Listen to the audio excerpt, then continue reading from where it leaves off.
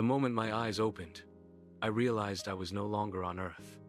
The weight of mortality had vanished, and before me stretched a brilliance so pure that words failed. My journey had begun the long-awaited voyage to the kingdom of heaven.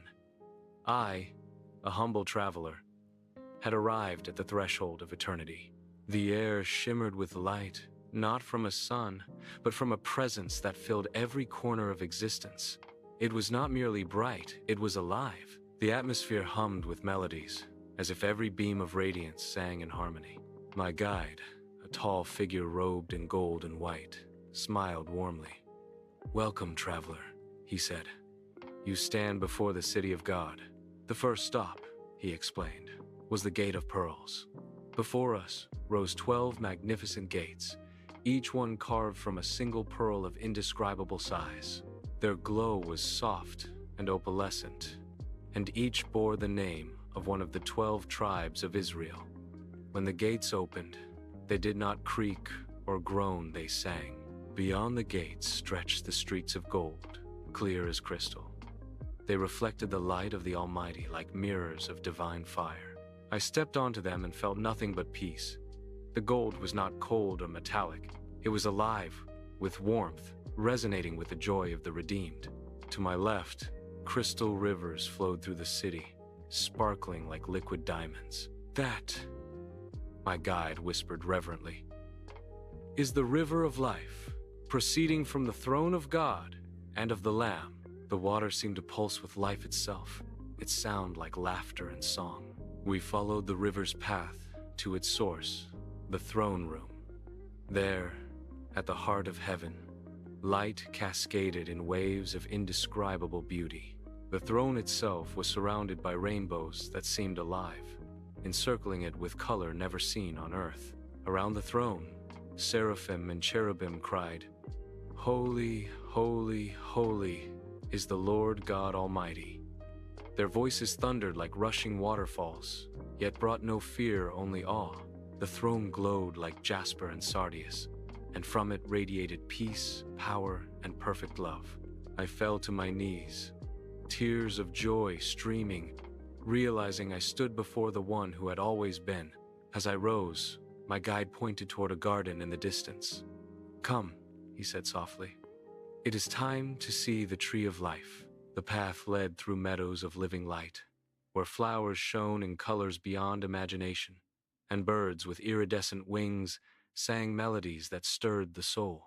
There, beside the river, stood the tree of life, vast and glorious. Its branches stretched over the water, bearing 12 kinds of fruit, one for each month of the eternal year.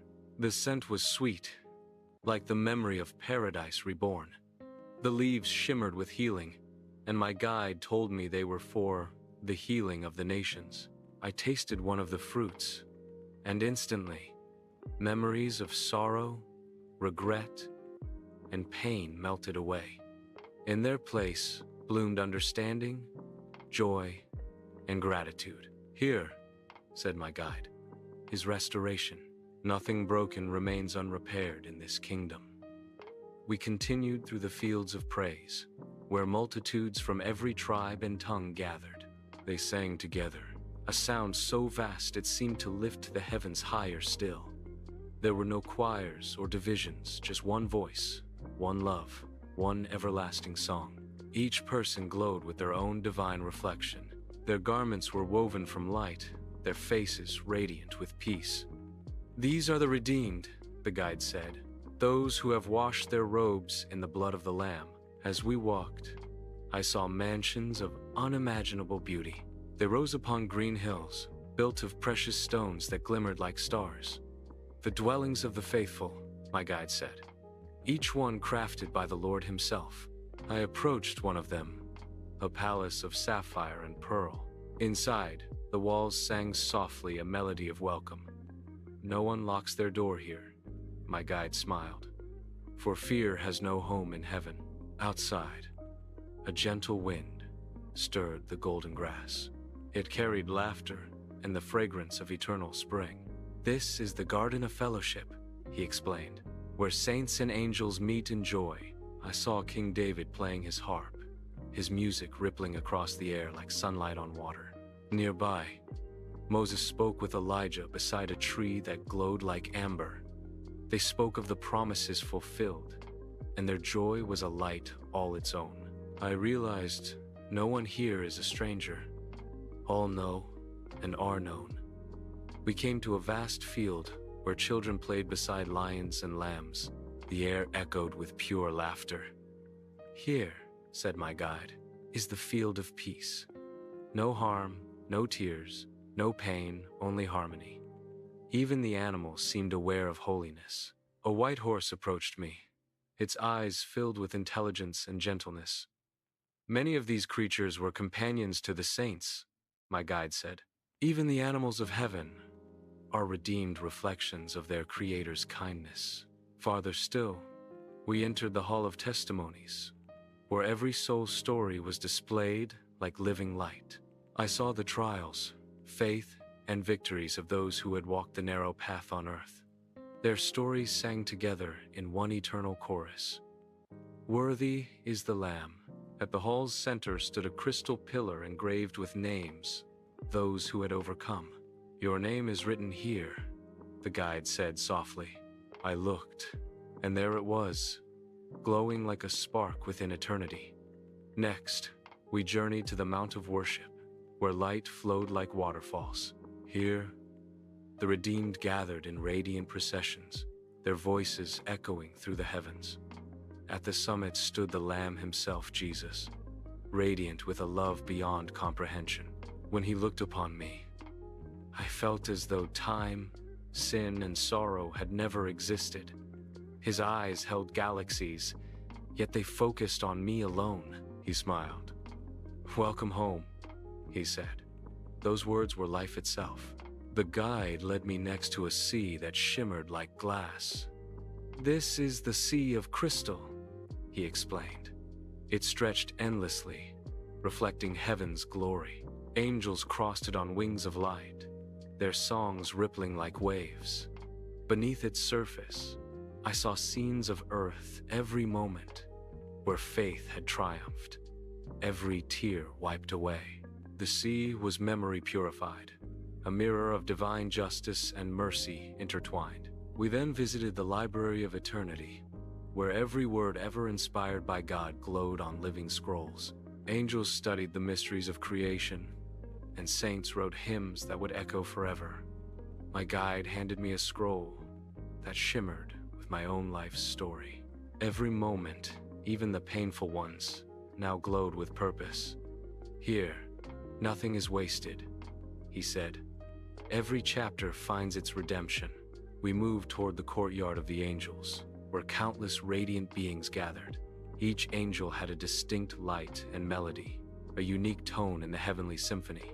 Some flew, others knelt, and all adored. A mighty archangel approached Michael, the protector. His armor gleamed like liquid steel, and his eyes shone with fierce gentleness. The battles are over, he said. Peace reigns eternal. I bowed deeply. From there, my guide brought me to the Valley of Reflection, where souls walked quietly beside still waters. Here, they communed with the Lord in intimate silence. Even in heaven, said the guide, there is space for contemplation. The valley led to the city's edge, where heaven met infinity. Beyond was not darkness, but endless possibility, a horizon of divine creation yet to unfold. The kingdom grows, my guide said. Even now, eternity expands with his glory. We rested beneath a tree that glowed like living emerald. I realized there was no fatigue, no hunger, only fulfillment. In this place, said the guide, desire itself is holy. To long is to worship. As we walked back toward the golden streets, the bells of heaven began to ring a sound so pure it seemed to resonate through my very soul. The king is walking among his people, the guide said, and joy swept the city like dawn. Every soul paused to bow in love and reverence. No command was given. Worship flowed naturally, like breath. The king smiled, and all creation rejoiced. Heaven itself seemed to sing in gratitude. As the music rose, I looked once more across the golden city, the radiant towers, the river, the tree, the saints, the angels. It was all real, all alive, all love. This was home, and it had been waiting since before the foundations of the world. My guide turned to me and said, "You have seen but the beginning. Eternity is not a destination. It is a journey ever deeper into the heart of God." And as the light embraced me, I knew my journey through heaven had only just begun.